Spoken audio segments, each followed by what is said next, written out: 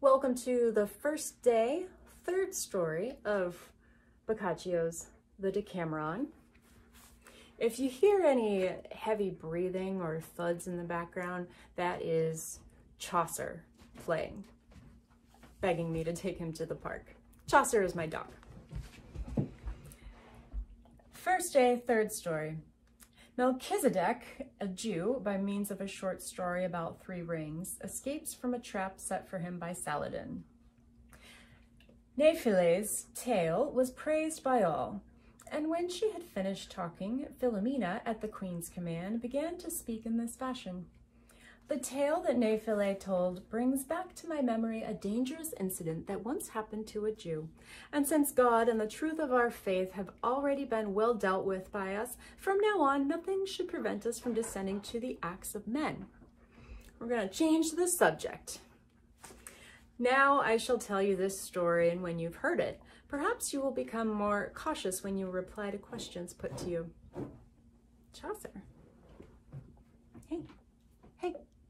Chill.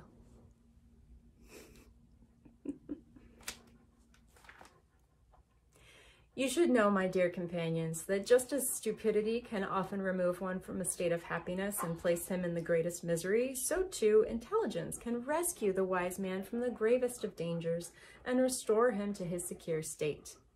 The fact that stupidity leads one from a state of happiness to one of misery is shown by many examples, which at present I do not intend to relate, since thousands of clear illustrations of this appear every day. But, as I promised, I shall demonstrate briefly with a little story how intelligence may be the cause of some consolation. Chaucer's here. He likes to sit at my feet and hear all of these great stories. Or maybe he's... Oh, you want to go to the park? I see. Okay. Saladin, whose worth was such that from humble beginnings he became Sultan of Babylon and won many victories over Christian and Saracen kings, one day discovered on an occasion in which he needed a large amount of money that he had consumed all his wealth fighting many wars and displaying his grandiose magnificence. Not being able to envision a means of obtaining what he needed in a short time, he happened to recall a rich Jew, whose name was Melchisedech, who loaned money at usurious rates in Alexandria, and he thought that this man might be able to assist him, if only he would agree to do so. But this Jew was so avaricious that he would not agree of his own free will, and the Sultan did not wish to have recourse to force. Therefore, as his need was pressing, he thought of nothing but finding a means of getting the Jew to help him, and he decided to use some colorful pretext to accomplish this. He had him summoned, and after welcoming him in a friendly manner, he had him sit beside him and said to him, "Worthy man, I have heard from many people that you are very wise and most versed in the affairs of God.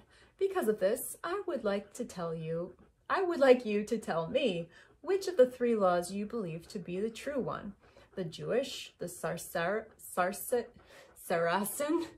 or the Christian." The Jew, who really was a wise man, realized all too well that Saladin was trying to trap him with his words in order to pick an argument with him, and so he understood that he could not praise any of the 3 laws more than the other without Saladin's achieving his goal. Therefore, like one who seems to be searching for an answer in order not to be entrapped, he sharpened his wits, knowing full well already what he had to say, and declared, "My lord, the question which you have put to me is a good one, and in order to give you an answer, I shall have to tell you a little story, which you shall now hear. If I am not mistaken, I remember having heard many times that there once was a great and wealthy man who had a most beautiful and precious ring among the many fine jewels in his treasury. Because of its worth and its beauty, he wanted to honor it by bequeathing it to his descendants forever, and he ordered that whichever of his sons would be found in possession of this ring, which he would have left him, should be honored and revered as his true heir and head of the family by all the others. The man to whom he left the ring did the same as his predecessor had, having left behind the same instructions to his descendants.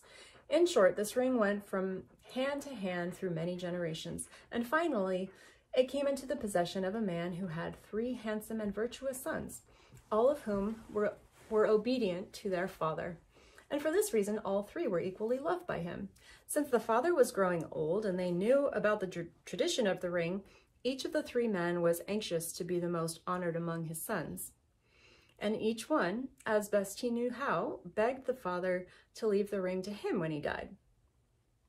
The worthy man, who loved them all equally, did not know himself to which of the 3 he would choose to leave the ring.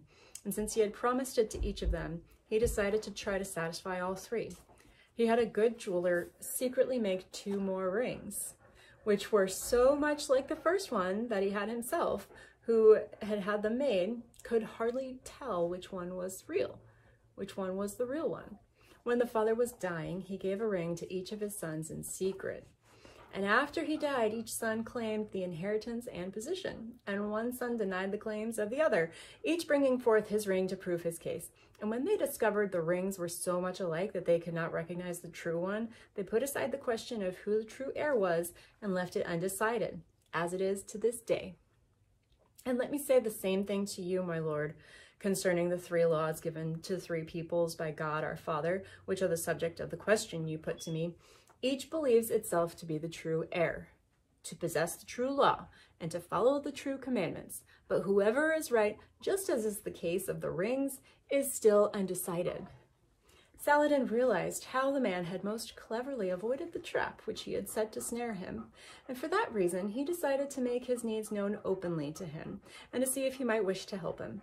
And he did so, revealing to him that what he had in mind to do if the Jew had not replied to his question as discreetly as he had.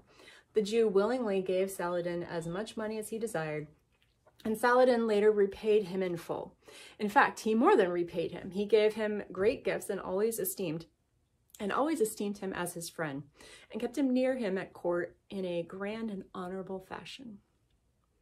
So, be careful how you answer questions, because it might be a trap.